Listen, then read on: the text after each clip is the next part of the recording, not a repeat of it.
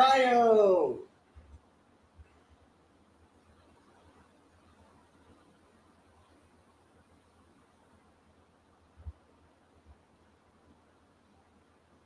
I haven't done a just chatting stream in a very long time. So figured might be a good time to do it.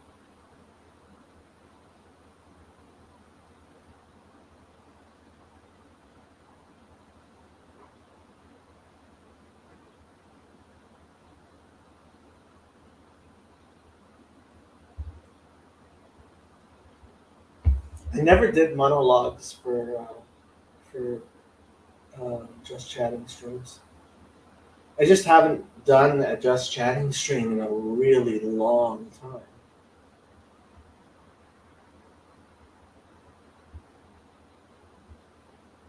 Frankly, I should be doing my homework, but I'm not.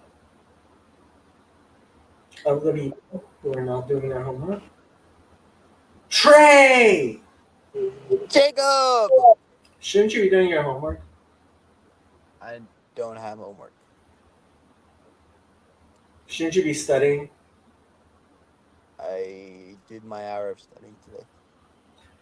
You're a better man than I. Took my lunch out.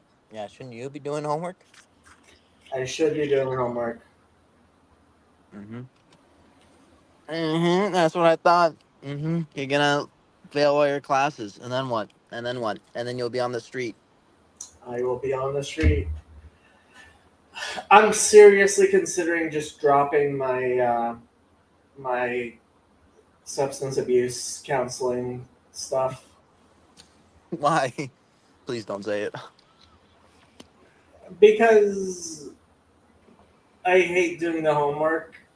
Oh, okay. Thank you. I thought you were gonna say because it's woke, and I was like, oh my gosh.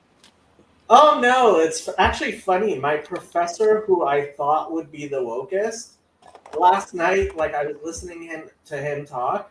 He heads the department, Yeah. and he used some of the woke language, but he's really not woke.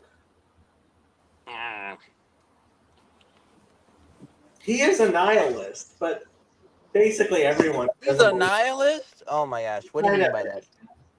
he kind of is. What do you mean by that?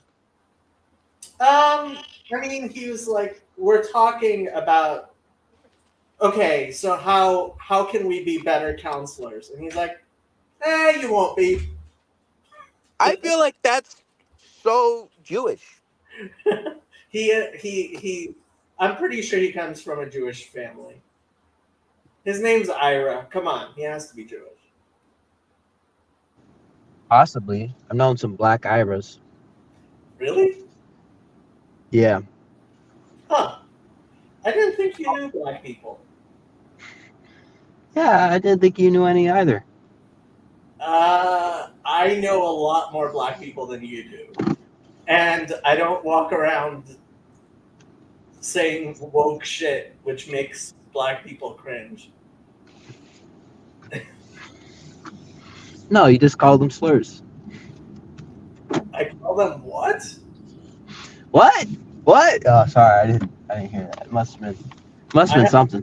I have no idea what you're talking about. I have no idea what you're talking about, Jacob. Tayo should jump on. Anywho, Yeah. So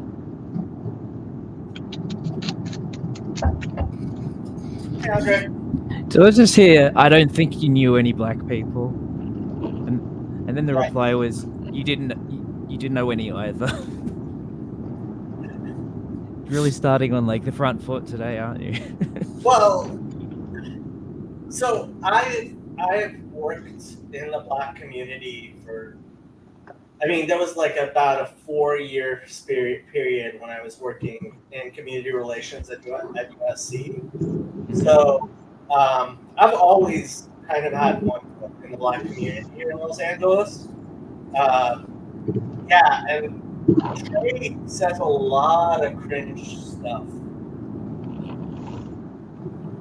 Yeah, I'd agree. Yeah. But I'm guessing there are not that many black people in Australia. Yeah, that is a thing as well. Like I try to I think I've already told you this, but like when I've been able to use these online spaces when COVID hit and everything, as soon as I'd be able to talk to an African American person like one to one or like in a small group for the first time, I'll get that sort of like, oh, you're a black guy. Can you answer all these things that happen to black people? As if like they're a spokesman on behalf of it. They're always stupid things like, but it's stuff we're not exposed to in our country, so we wouldn't know like the reasons. If you haven't watched my discussion with Tayo, I highly recommend Yeah, the yeah, I will. conversation I had with Tayo. But Yeah. like I go and they say like, what, don't you have any black people in your country? I'm like, well, no, not really. I think the demographics like 0.02 like percent African American, which makes sense because different hemisphere, different country. We're not in America. We're not near Africa. You guys didn't have a slave trade, did you? No, we didn't. What about Aboriginals? Yeah, but that's why I say next is like, if we have a black people are Aboriginals, but since their title Aboriginals, it's sort of a different sort of blackness to like black people. You can go to Aboriginal because it's more like a native holder of the land, so it's like indigenous to the land versus sort of a people who might have been there for a long time but have moved around, and they've been there for 40,000 years. So I think it's sort of they have a right to be indigenous to the land rather than like, well, they came over in like 3000 BC and from another country, so we can still call them black, not Aboriginal. So that's like the closest we have to a black people, and no one calls Aboriginals as black. So it's this weird thing where like they think I'm sort of trying to point out every African American I find as if it's a novelty, but to me it's like I genuinely want to meet these people because the culture is like formed a huge part of who I am with like hip hop and art and stuff like that. But it's hard to sort of talk to people in these different cultures when they don't exist at all in your geographic region. Online is really the only way.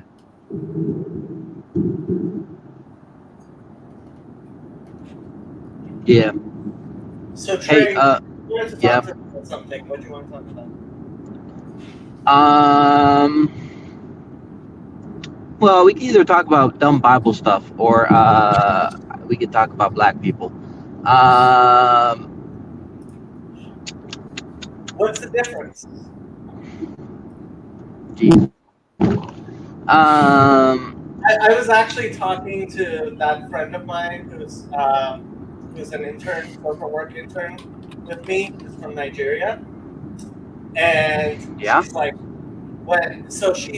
she's big into evangelism and stuff, and she's like, when she goes evangelizing in the African American community, like she gets the Black Hebrew Israelites saying to her, like, why are you trying to push this white man's religion on us?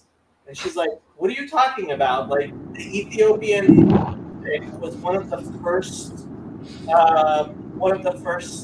Christian converts. It's right there in the Bible. What are you talking about? So she doesn't like the Black Hebrew Israelites any more than I do. Wait, so she goes door to door? Something like that, yeah. Wow. Yeah, she's Wild. hostile. She speaks in tongues and that stuff.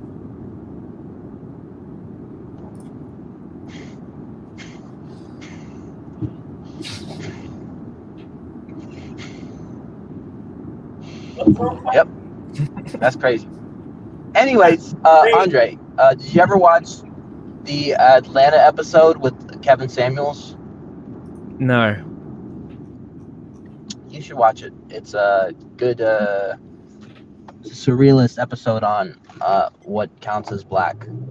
I think someone's pointed it out to me, maybe, as well as there was an episode from the Boondocks that was like that, but that was obviously a lot more satirical, and the guy was leaning heavy into being an N-word, and he's like, "Oh, is this what we do? We buy basketball shoes with all the money we put aside, and like all these stereotypes," and that was obviously leaning more towards the black humor one, whereas as opposed to surrealist humor. But I do know some similar sort of comedies like that. I might check it out. Sure. Okay, so now I'm going to ask my Bible question. What do you think, Jacob, on Critical Scholars, on the whole point that the story of Jephthah's daughter in Judges is an example of God allowing human sacrifice? That story clearly is not a positive story on Yiftach. I mean, this is the thing. Like, it's obviously not saying that Yiftach was a good person, or that what he did was good, or that this was, it just that's just not the context of the story. My question to that is, how much should we expect the authors to be explicit in their descriptions of things, or silent on things? So, first of all, okay, there's the Jewish. We have different levels of inspiration, right? So, the story of Yiftach is not it's not in the 5 books of Moses, right? So that's already considered a lower level of inspiration as far as Jewish texts are concerned, right? I mean, once you have different levels of inspiration, you can no longer hold on to the fundamentalist inerrancy of the Bible type view, right? That the Bible is describing things exactly as they were, right? I was actually listening briefly to Lord of Spirits yesterday or the day before yesterday. It was yesterday. And like Father Stephen was talking about how, the number 40 or 42 or 70 or 72 in the Bible, like, if you really think that every place where the Bible says 40, it means 40 and not 39 and not 41, you're just being silly. You just aren't reading your Bible very closely, right? Because, like when we say 6 million Jews died in the Holocaust, and are people who are like, no, it was actually 5,900,000. It's like, nobody ever imagined that number was 6,000,000, with that many significant digits, right? And so, when you're reading the Bible in a hyper-literalist way that it was never ever meant to be, that's just your problem. I do think I have been sort of listening to a few critical scholars, and it does seem like they take that opposite sort of fundamentalism, where there's very little nuance in sort of the actions and allowance of the people in the Bible. Critical scholarship comes from German scholarship of the 19th century and 18th century. It's very, the presuppositions are very, very Lutheran / Protestant and modernist. And like, if you don't have those presuppositions, then a lot of their questions just completely fall away. Like, it's like if you understand that the Bible was not meant to be a history book, like that was never its intention, right? And that's not how the people who wrote it looked at it, and not how the people who read it and copied it looked at it. And like the modernist view of it is just anachronistic. It just is. I was listening to a debate between James White and Dale Tuckey on Unitarianism, and like the Trinitarian was making more sense than the Unitarian, and I'm like, how does that happen? Well, What? Yeah. And the fact is, Dale Tuckey, like, he has this anti-Neoplatonic thing where he can't read the Bible. He reads the Bible in a very Lutheran way, and so it was James White was more historically accurate and explaining things in their historical context better than Dale Tuckey was, because Dale Tuckey is so wedded to his modernity. Really? I really gotta watch the debate, because it seems like the last Unitarian debate I saw of James White was really struggling. But I'm going to guess in the previous debate I saw, which was a while ago, James White really just relied on like hermeneutics of scripture. But I guess if you gave more context, so this one was simply on whether the authors of the Christian Bible. I am going to mute Trey, and Trey can mute himself to let me know that he needs to unmute because your mic's loud. I was going to suggest he put on noise suppression, maybe too. So, just let me know when you want to talk, and I'll unmute you, Trey. So this debate, and I almost didn't listen to it because it was like, is Jesus the J word? And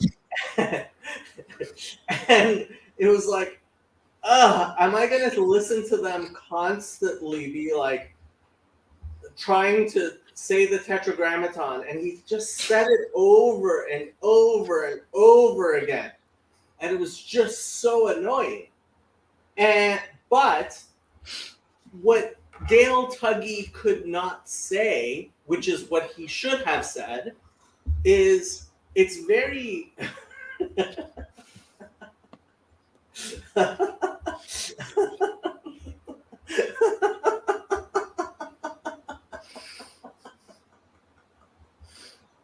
okay, that's hilarious.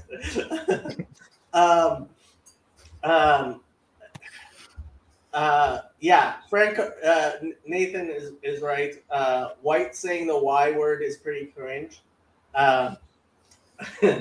Okay, so we were talking about Tuckey. So what Tuckey couldn't say is, yes, the authors of the Christian Bible obviously thought that Jesus represented God in the world. They saw him as a representation of God in the world. And so, like, Tuckey didn't have a good explanation of the text because he couldn't. Because his whole thing was, no, I'm not going to be Neoplatonic. It's like you're deliberately trying not to understand the text as it existed back then.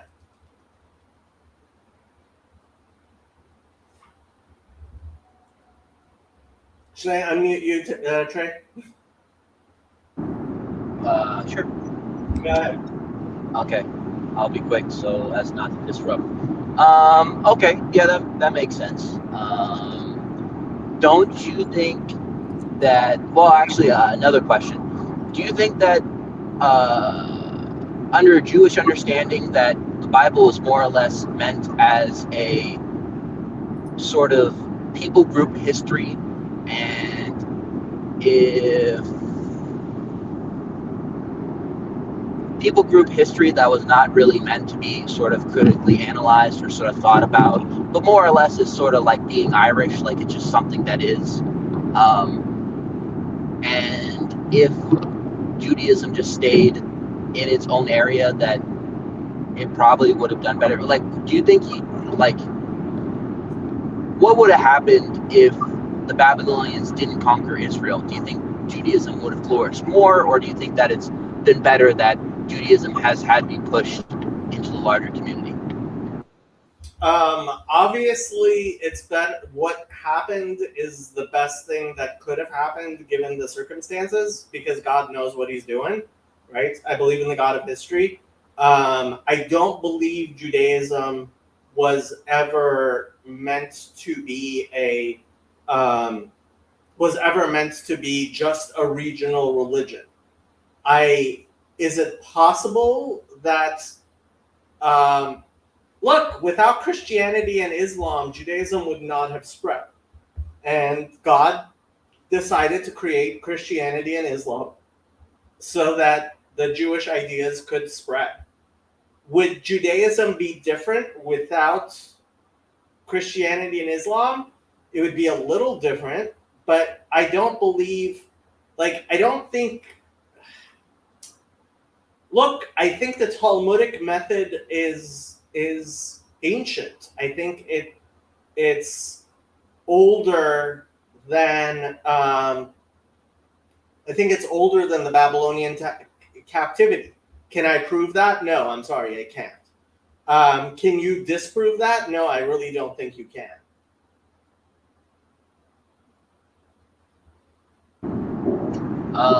Okay.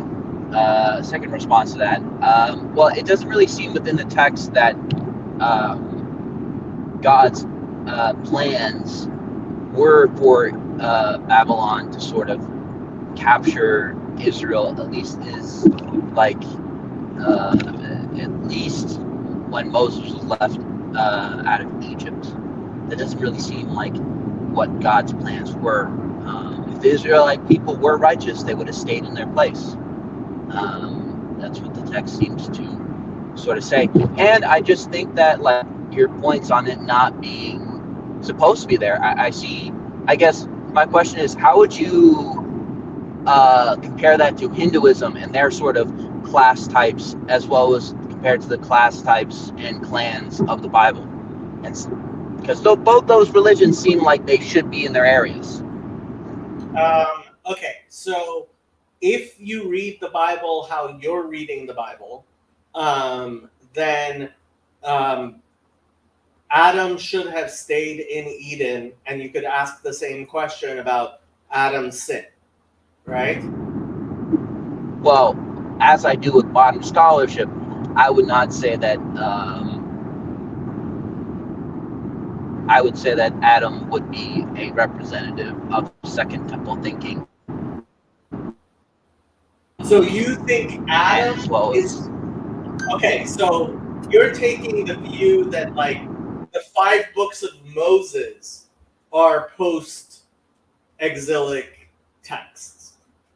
That is a very, very or at the very least, that I think what Father Stephen says is that it appeared in a vision and is not supposed to be taken as an idea of the people group. But at the very least, if you're saying that Moses wrote Genesis, right, then that would be sort of idea. I don't know anybody who thinks that Genesis is post-exilic. I am not aware that there is a serious, like, not on Myth Vision or, radical atheist view that Genesis is post-exilic. I'm not good at my dating time-wise. In person, I'm great at it. But I'm just saying that if I were to sort of say, well, Genesis and a lot of the Tanakh, if we're looking at it before we get to Israel, before we get to Canaan, as a sort of prehistory for the Jewish identity, and then now, as soon as we enter Israel, pre-Canaan, now we have these identities that seem to be staying in this area.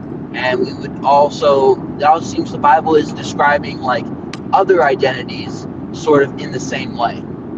That basically that the Phoenicians have the Baal god, and basically they are tied to the Baal god, and they're going to stay where Baal is, we're going to stay where Israel is, and we're going to have all these different classes of people groups.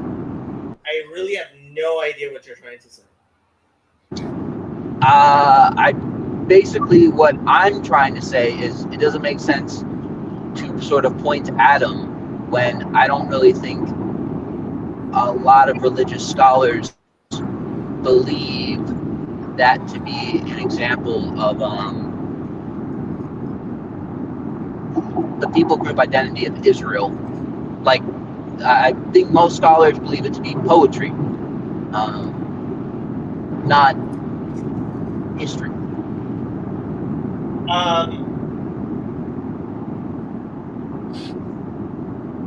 No, okay. So it is the narrative. I mean, again, first of all, you're asking me to entertain a counterfactual, which is the idea that I actually believe in what these historians believe, which I don't. Right? Ultimately, I do believe that the Bible, like, I do believe that Moses wrote the 5 books of Moses. Well, why did Moses write Genesis? Why did he sort of use similar styles to the Babylonian legends at the time? And why did he sort of write it as a counterpoint to many of the Babylonian legends at the time? As a counter, because that is the message of the Bible. Right. So again, Genesis is for a theological point, not for a historical point. I don't understand what you're trying to make. So I don't think it's fair to ask why did Adam stay in the garden when I'm saying, well, the point of Genesis is to sort of explain the Israelite people and right. Canaan. And so yeah. Book. I mean, the Genesis talks about Israel being leaving, being exiled from the land, coming back, exiled again. Right. This is part of the 5 books of Moses narrative. So you're saying why? What if there was no exile and the Bible? What if there was no final exile? No final exile. What do you mean final exile? You mean Babylonian exile, right? Babylonian exile, yes. Well, the Bible presumes that there is an exile after that of Pharaoh, right? Of Egypt.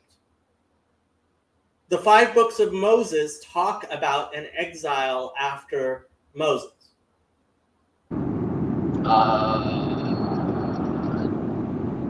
Where did they say that?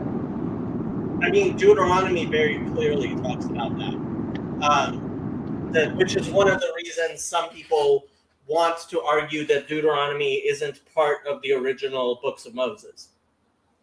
There are arguments people will make that there were the 4 books of Moses and then Deuteronomy was added post-exile. I don't believe that, but there are arguments people will make to that. Hello, Andrew. How's it going, Jacob? How's Chick-fil-A? You know, it's going.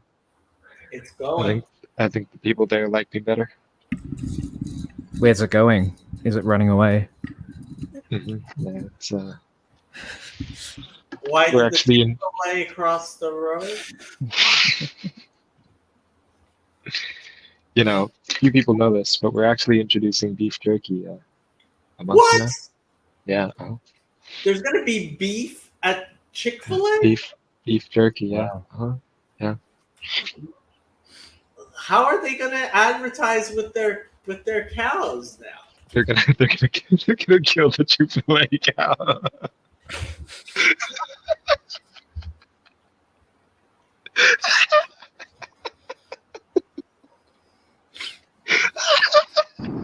I'm worried about Andrew. So I found an article that says in 2017, it says there are 12 Chick-fil-A locations that serve burgers.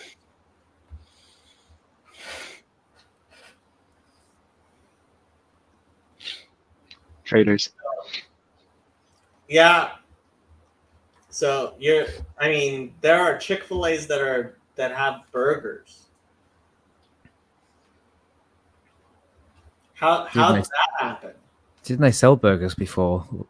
Was it just like KFC style chicken type stuff? Yeah. Chick-fil-A. Well, Chick-fil-A is actually chicken sandwiches. Okay. So sandwiches, not burgers. So Yeah. I've got no idea. You obviously have not been to Chick-fil-A. I obviously haven't because it doesn't exist here. That's Well, why whose to me. fault is that? Sucks to suck. I would say it's America's fault again. For not colonizing you guys enough? No, for like not sending another business over here to like make money from us. Jonathan thinks Andrew is high.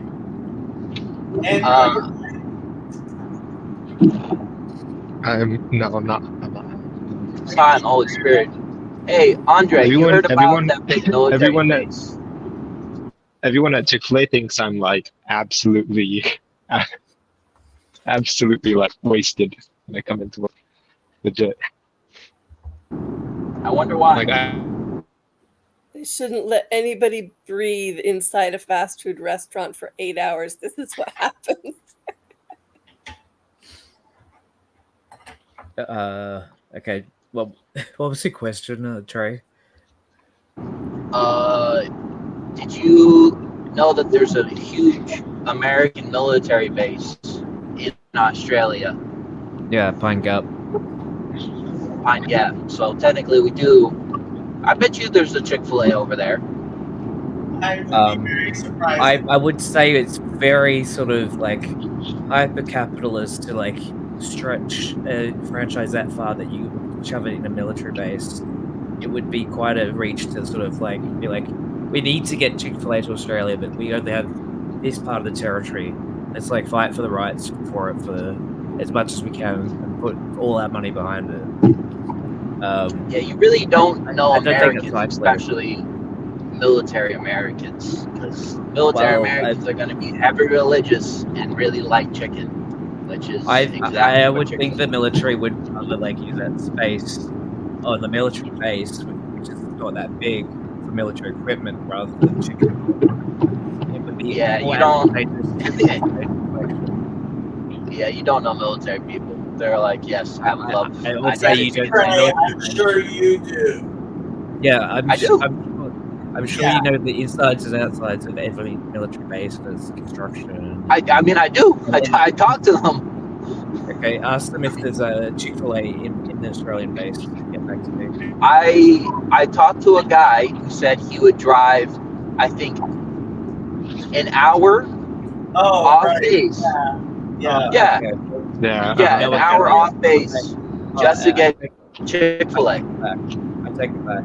If you know what guy would do it, One way. they must have one. Oh.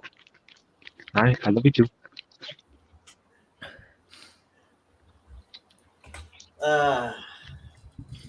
Oh my gosh, Well- I didn't know this, but there's Chick-fil-A in Canada. The closest one is half an hour away. Can you imagine an Australian military base in the U.S.? That would be something. Well, I got a question. Shoot. Mhm. what's this whole idea of like the eternal nature of the Torah and like God looked into it and made the world and like all that sort of stuff? What's that about? Istakalta ba'oraita ubarata alma. You looked into the Torah and created the world. In the beginning, there was God, and there was the Word, and the Word was Yeah, with the word was with God and yeah, I get you. Yeah. So like explain that. What's there to What's explain? up with they dug wells? What's up with like they dug wells? Like that seems like a bottom text type answer. Like they dug wells. All right. What are they doing digging wells then? So there's a famous midrash, I believe it's brought in the Talmud, where when Moses went up to the heavens to bring the Torah down, the angels said to God, why would you give the Torah to them? And Moses replied, do you eat that you should have commandments not to eat certain things? Do you so the command Moses replied that the entire Torah and its commandments were created for physical beings to make them be real in the world. So yeah, the Bible isn't just a spiritual thing. It actually considers real physical world things, like shadow is a really physical thing. Shadow, did you know you're a Okay. physical thing? She doesn't really know that. Still the cutest cat going. I mean, I've taught Lulu that you need to catch up. Well, On to objective material reality, and it absolutely burns Mark inside. Shadow's still not 2 years old yet, so That's Once fair enough. she's older- Lulu's 10, so she's getting into the hard stuff. She started on Hegel now.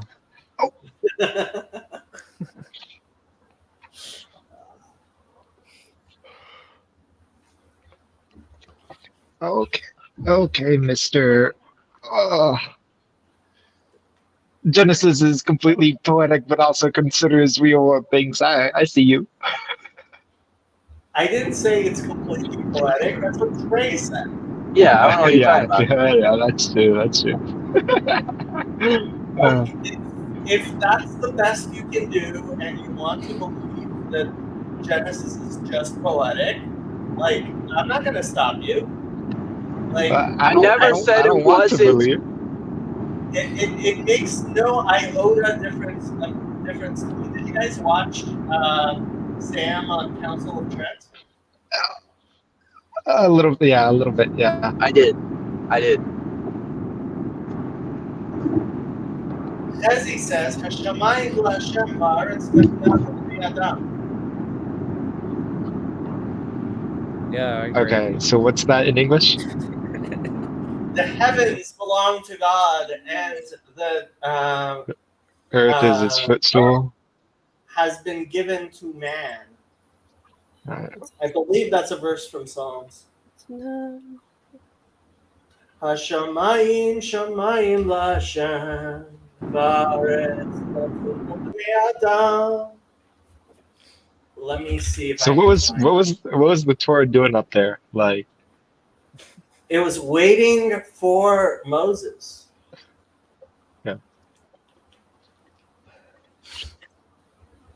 So they played like a little game of hide and seek, but they did hit Okay. it very, very well. so They hit when up in heaven.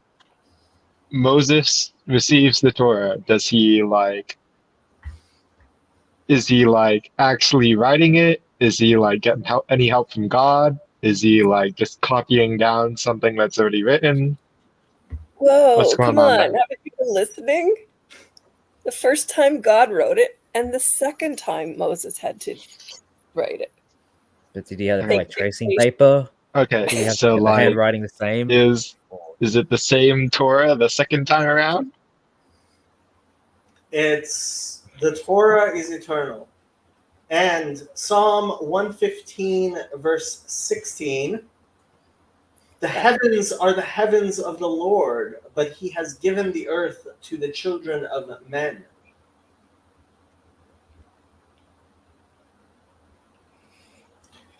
Jonathan says, Manus Friedman says the valley of the shadow of death is the birth canal. I like that take. True story? I mean, you can certainly have that interpretation.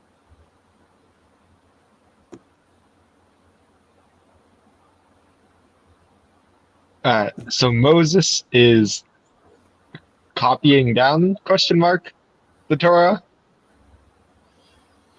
So there are various opinions. Nachmanides, not Maimonides, but Nachmanides, Moses Nachmanides, believes that the Torah was written in white fire on black fire, whatever that means, or black fire on white fire, whatever that means. It wasn't necessarily in the exact same letter by letter shape that we have it now originally. And if you want to agree with Nachmanides, you certainly could.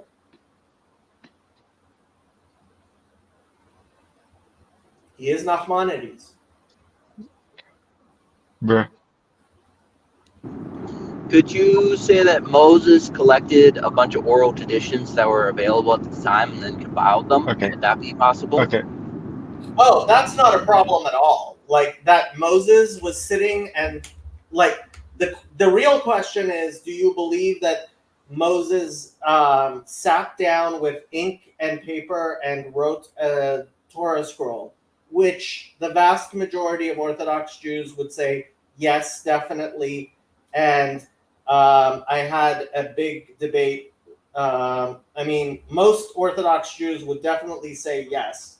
And possibly Orthodox Judaism requires that belief. I would say Rabbi Mullet would say Orthodox Judaism definitely requires that belief. But Gentiles are not required to have that belief, I don't think.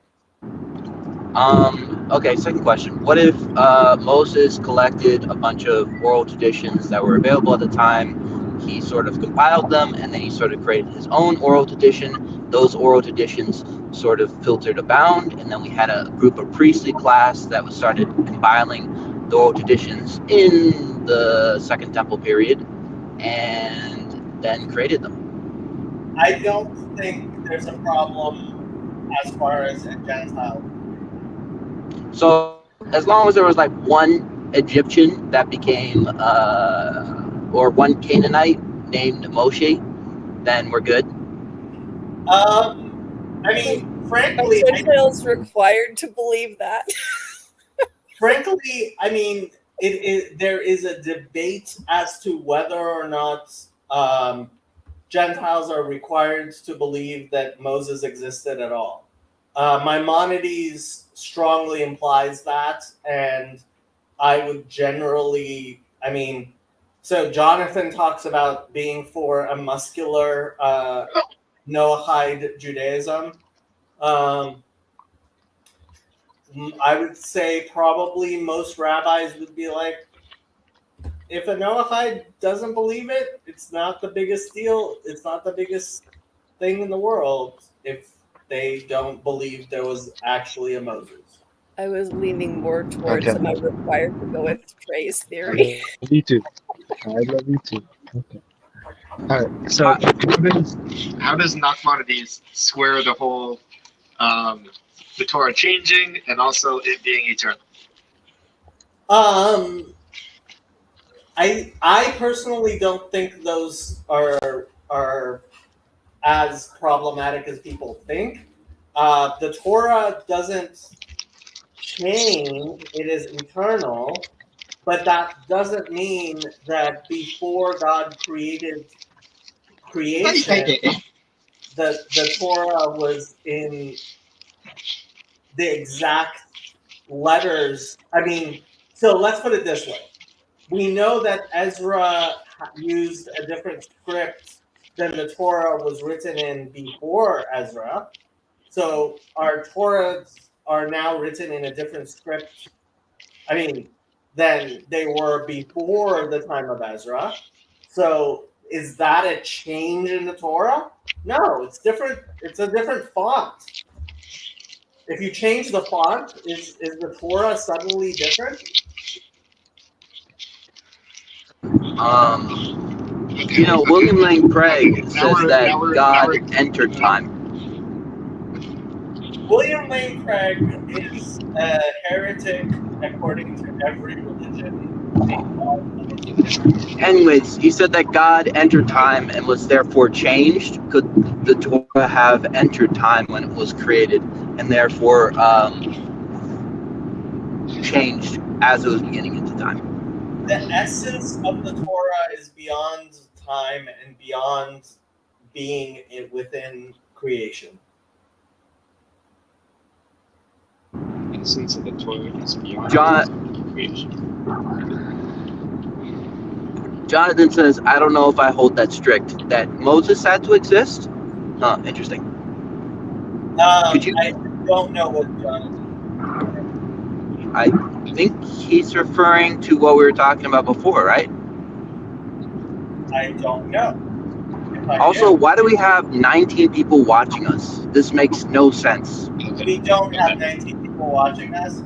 The way Twitter works is it permanently counts every view of the tweet.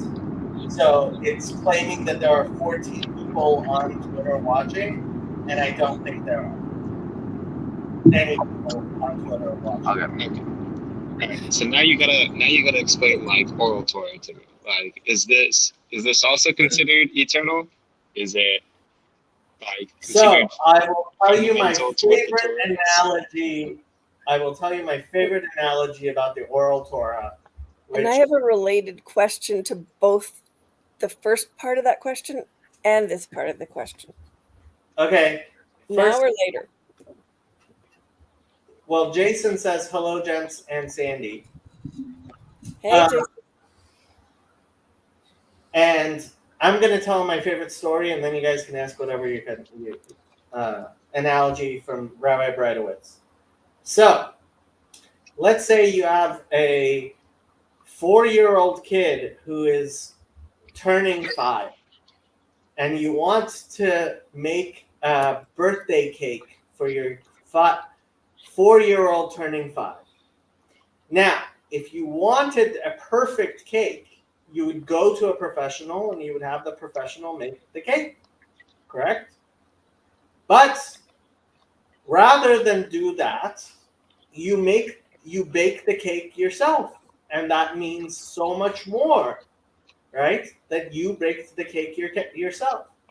But what's even more so, if you want to make a good cake for your kid's birthday, you wait until the kid's asleep and you make it, and then you give them the cake.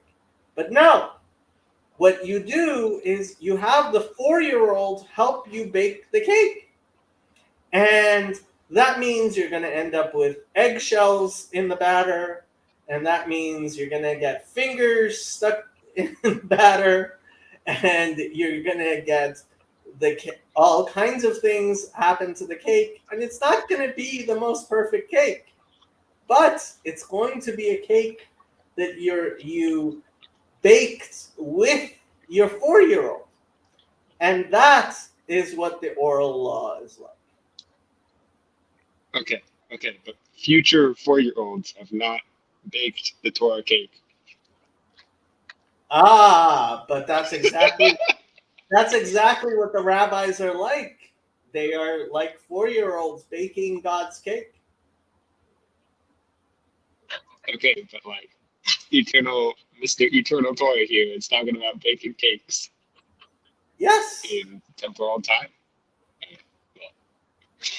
Bro moment. I regret to inform you there's going to be eggshells in that cake.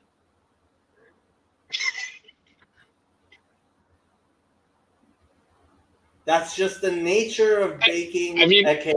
A okay, birthday cake for a 4-year-old, there will be eggshells in that cake. Sorry. That's just how it works. Oh, okay. Okay, so you're saying like part of understanding Torah is like getting it wrong or something. This is like the wise old professor moment or something. I don't know. So this is actually, I was trying to explain divine simplicity to Trey, and it was blowing his mind. No, this is unfair. This is unfair because you're not okay. Because okay, because you're not using the term characteristic correctly, and I just had to accept it because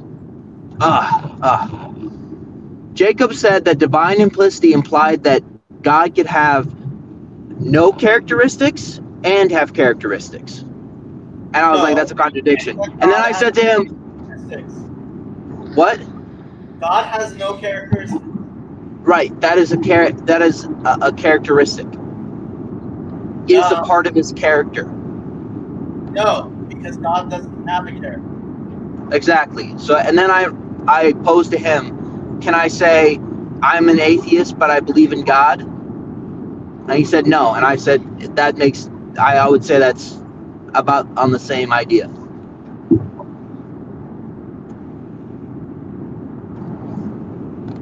But we don't gotta continue it. Anyways, you can continue on how I'm wrong on understanding divine simplicity. I didn't say you were wrong. I said it was blowing your mind. And divine simplicity does that because divine simplicity tells us that our understanding of God is imperfect. There's eggshells in the batter. Sorry. I don't know. But eternal eggshells in this eternal cake. My only response to that is I don't think our definition of God should be contradictory. That's all I'm saying. And characteristics are definition of God. Oh God. Because God is ineffable and you can't define God. I'm going to read some of these comments and then Sandy had a question. What were we saying?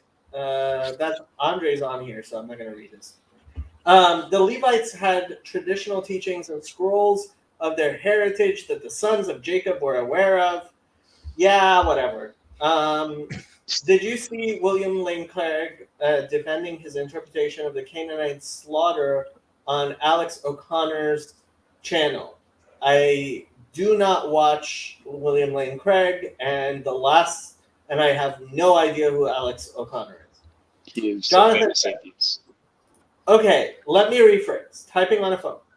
I think a Noahide can accept the 7 laws and that they're commanded by God without believing that Moses existed, but it would be weird. Yeah, I mean, Maimonides certainly believes that a Noahide needs to believe in the Noahide laws because they were commanded to Moses at Sinai. So, yeah. Wait, do I have to believe in Noah to believe in the Noahide laws? No. I don't. No. That Why? much, yeah. Because that's way beyond anything that I know. Jonathan, I believe there's some support for your position. It says Hezi. So Sandy, you had questions.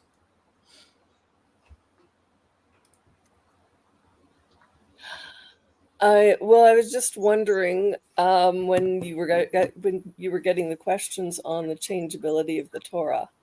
What popped into my head was how you were explaining that Nachmanides had talked about how Moses had received it with black fire written on white fire, And so I'm wondering if, because you think of fire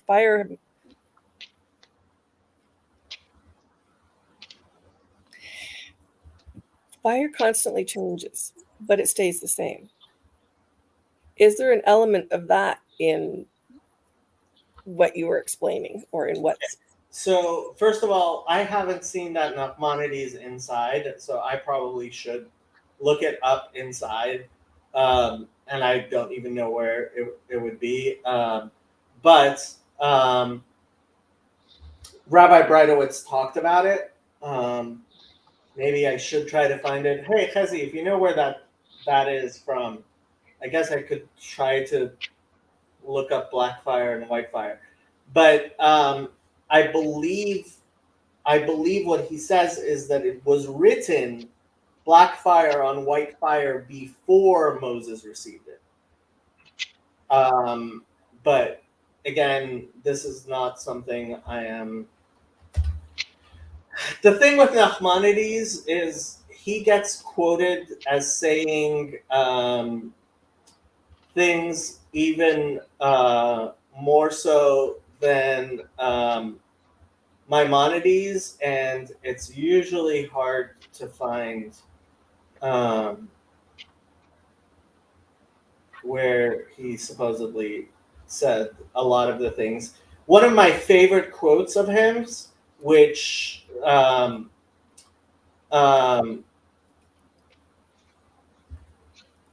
which I quote even though I've never been able to find it, is he supposedly said,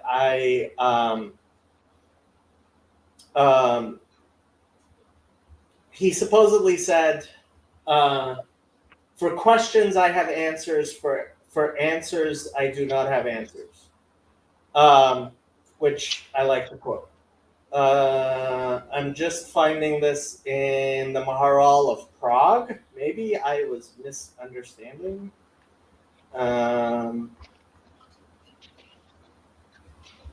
Yeah, honestly, I'm speaking beyond what I know, and I should probably just shut up.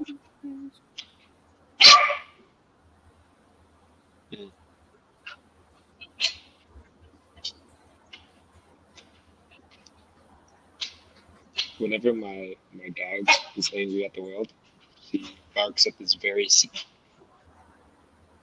particular corner in her den. I do not know why. I can barely hear you. Okay. He's talking about his dogs. Yeah, my dog. She has a personality.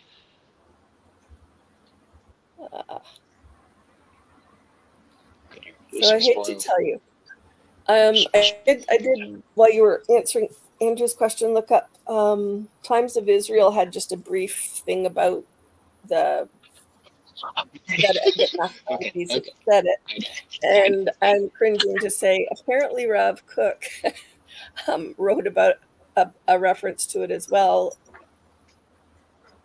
but he's likening it something to the tefillin, but that's the only other spot. I'm just looking in Google, basically.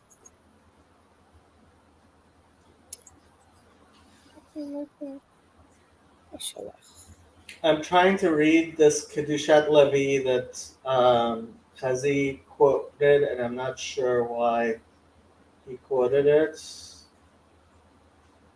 Oh, okay. So here, I will pull up. Where'd everybody go? You made us all. You changed. Yeah, there you go. I don't know where they went. So, oh, it's from the Jerusalem Talmud. Okay. Well, I left because I got a request for my cat from Almond Tree. Yeah, but Andrew and Trey both disappeared. Trey was in a car, and I think Andrew was in a funny little mood, and he was playing with his dog, and he sort of walked off somewhere. So I'm not going to try to translate this myself. I'm going to simply read the translation on Sefaria, which you should never do. Another exegesis of why God commenced the Ten Commandments with the declaration that he had taken the Jewish people out of Egypt, instead of first telling them that it was he who had created the universe, a question Nachmanides has already raised. Perhaps the answer to this question is related to the overriding rule governing Judaism, is that we believe in two Torahs, the written and oral Torah. The Torah that has been communicated to Moses orally, the written Torah was transmitted to us by Moses, God's trusted servant. It is referred to by our sages as a letter engraved on tablets in black fire on white fire. The oral Torah that has also been given to Moses is comprised of the explanatory notes. Any mature scholar who is able to reveal a new aspect of the Torah, one that had been forgotten by one and all for some reason, is entitled to feel that he has had a direct part in revealing the Torah to our people. Compare Jerusalem Talmud, Peah 2:6. This is a tremendous power that God has granted to us, i.e., that the righteous people who will in different generations reveal these new aspects of the Torah will become an integral part of the Torah. The fact that God gave us the representatives of Torah exegesis, this power is evidence of how much he loves his people, according to the degree of love they have shown for his Torah. This is also the meaning of the Talmud in Moed Katan 16, where God is described as issuing various decrees, but the tzaddik, the righteous person in his generation, annulling such decrees. There are two different categories of serving Hashem. One is based on the creature being aware of the supremacy of the Creator, as alluded to by the Pesikta Rabbati. We quoted that at the time of the revelation on Mount Sinai, God appeared to the people as a venerable sage, whereas at the time of the Exodus, he appeared to them in the guise of a youthful but powerful warrior.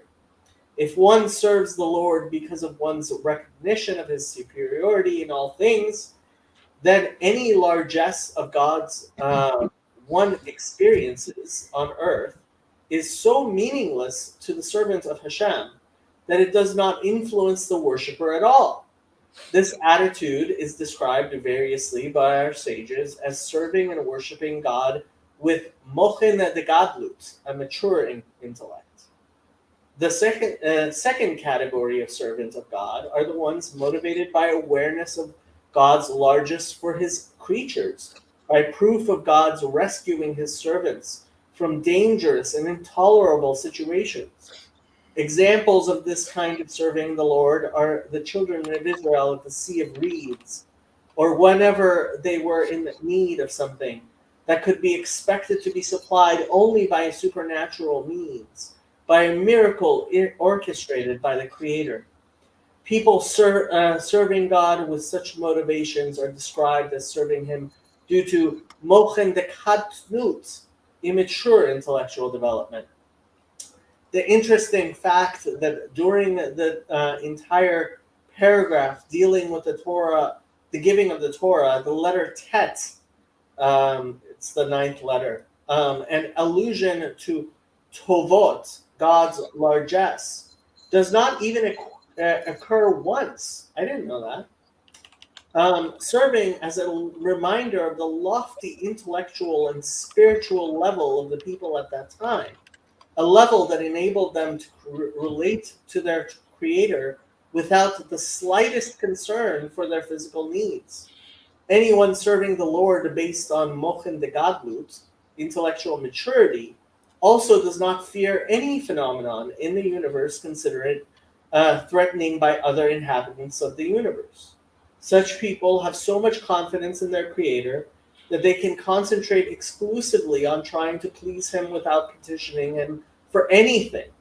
This is in total contrast to people serving the Lord based on less lofty motivations. Such people, as soon as they perceive any development in their habitat that appears threatening to them personally or to their families, become filled with fear. As soon as they have given way to such feelings, the evil urge can target them with a chance of success, seeing that they have not attained the spiritual level that would make them immune to the efforts of the evil urge, to make them turn to more visible symbols of succor, although there are none such unless they have been pointed as such by the Creator. Interesting. Oh, let me read the Esther bit for a second. That was earlier today. Something. If Esther and Mordecai turned to King Ahasuerus for help. They had prayed that this man would prove to be God's instrument of the Jewish people's salvation. Editor. Okay.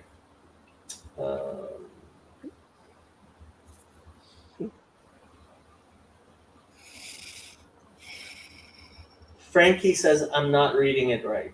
I don't know why I'm not reading it right. How am I not reading it right? Jason, you should have told him to make a clear line to that cat.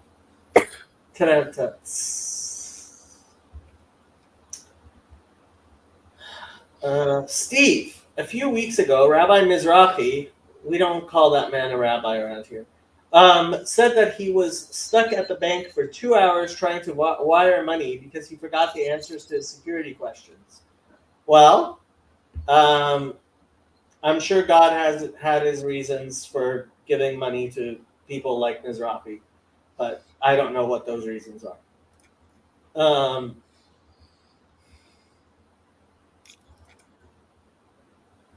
Where are we looking? You were going to go down further and see if there was anything else you wanted to read, but I stopped you. Sorry. Sorry about that. I started the sound for some reason, not realizing it. Okay.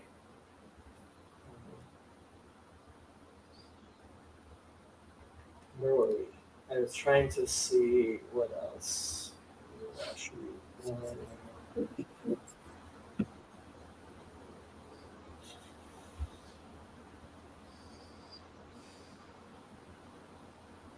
Six one one 2 7.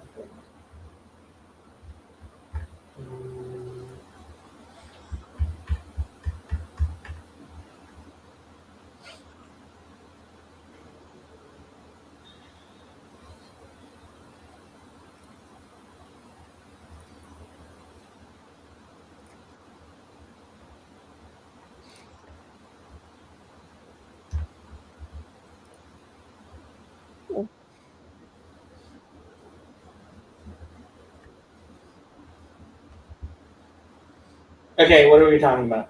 We were talking about black fire and white fire. There's a small reading of Ask the Rabbi on Or Sameach on the topic. The question written in says, Dear Rabbi, we are preparing a tour of Jewish artists for the Philadelphia Museum of Art. I don't know why they're getting into it. But anyway, this is a world-class museum with very little on Jewish art or artists. One artist mentions black fire, white fire as the inspiration for one of his paintings. He says it is from the Zohar. Can you please give me some references or other information on this? I cannot find it. Thank you. And he answers, Dear Ron Cohen, in the Zohar we find a statement that the Torah was written with black fire upon white fire. One explanation of the black fire and white fire is that the black fire denotes divine mercy, while white fire is divine justice. The Maharasha explains that to appreciate God, one must recognize the fact that both mercy and judgment are divine attributes. Interestingly, the concept of colored fire recurs in Midrashic literature. According to the Midrash, God showed Moshe the menorah made out of white, green, red, and black fire. And his quoted sources are from Zohar, from Zohar 3 Parshat Naso. Um, he gives a page number, page 132a, from Devarim Rabbah Parsha 3, Tanchuma, Parshat Shemini, 10, Maharashat Tractate Becharot 33a. So it's got several spots he was reading, referencing that. But it's interesting. Very interesting.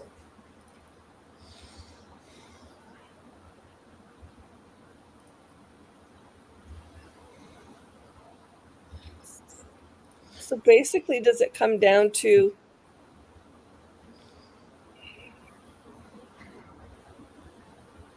God's word is alive no matter how, like, it may be written down for us to see, but until it gets activated in us, it's like, I mean, it is still alive and therefore it's moving, just like God left space for people to participate in creation, kind of thing.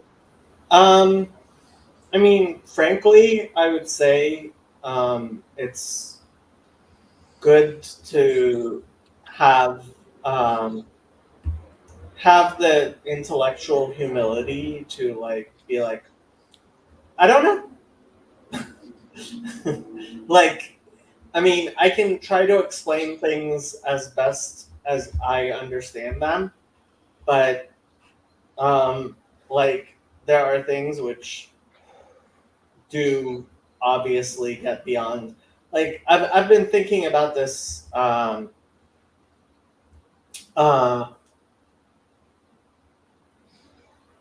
been thinking about divine simplicity more and more, and when we were talking about it, the one thing I said was the more you think about divine simplicity, the more you realize there's nothing for you to say. Like, because things kind of just collapse, right? Into, yeah, I only understand as much as I understand.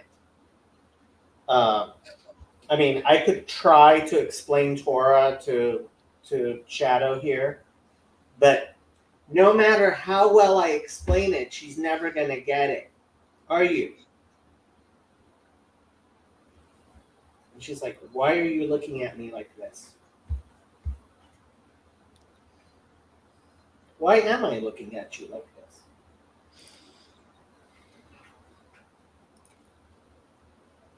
Here. Shadow, look at the camera. Say hi. Hi. Hi, Shadow. I could be really silly and do my typical talking to cat and cat talk, but I'm not sure she would realize you're talking to her. now you kind of need to be in the same room for that to work. Probably, yeah. And there's only so much a cat can understand. And like the animal to human analogy, I think helps us understand the human to God analogy.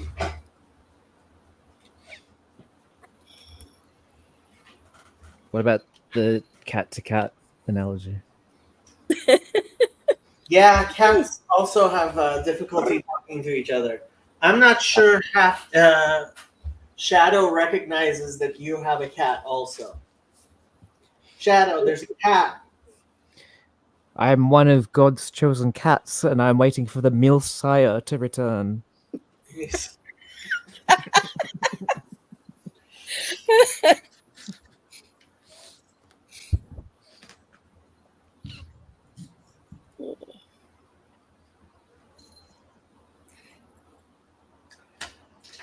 Okay, people. It's getting late here. I should probably go to bed and do my homework and stuff like that. But I thought I would do a little just chatting stream. Appreciate it. Yeah, Did you- I appreciate it too. It's been a little while. It's been a long while, yeah.